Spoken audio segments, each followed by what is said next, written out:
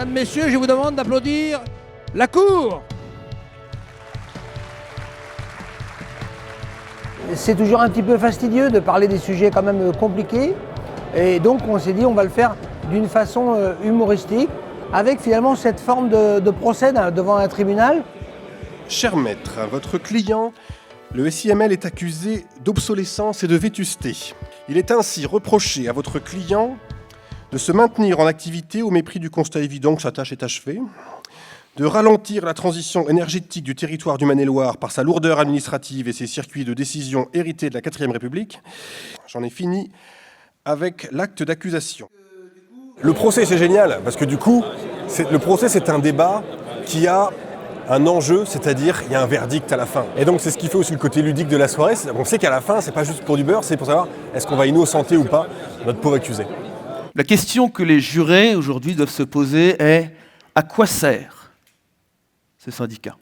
On a dressé ce soir un portrait de la mission et du travail qui a été effectué par le CIML d'une manière originale. L'avantage du CIML, c'est une analyse complètement désintéressée. De quelle ampleur qualifieriez-vous l'évolution du SIML ces dernières années ? Nous avons en fait traversé plusieurs transitions très intenses.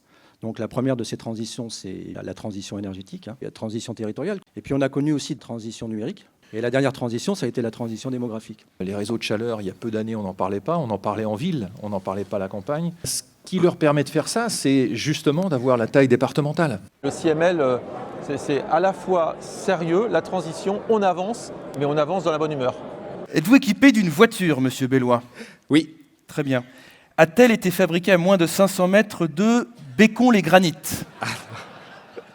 Je crains que non. Très bien, je n'ai plus de questions, monsieur le Président. Selon vous, justement, de combien de temps disposons-nous pour réussir cette transformation, ce défi technologique à l'échelle d'un territoire aussi grand que le Maine-et-Loire ? Il est difficile de répondre à votre question.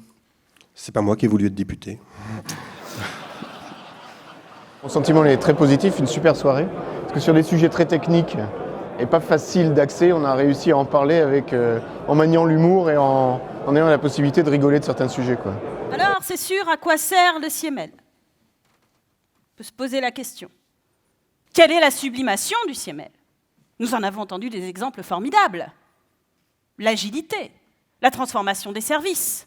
Alors évidemment, on lui reproche beaucoup.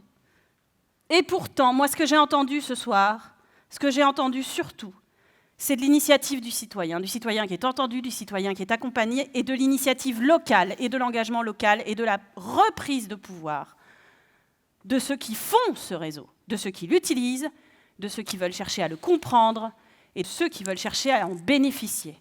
Je sors de ce procès et de cette soirée ragaillardie, intéressée et fière d'avoir défendu le CIML.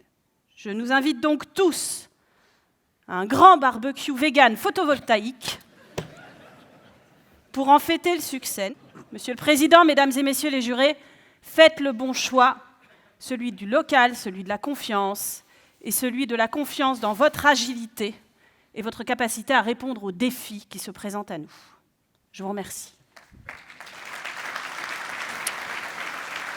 Mesdames et messieurs, après en avoir délibéré conformément à la loi, à la question « Le SIML est-il coupable d'obsolescence ?», la Cour et le jury ont répondu « oui » à l'unanimité. Je me suis peut-être trompé dans mon verdict, non ? J'ai dit quoi ? Est-il coupable ou non ? Non, bien entendu, ils l'ont innocenté à l'unanimité. Toutes mes excuses, cela restera dans les annales de la justice. Merci de votre écoute et de votre attention.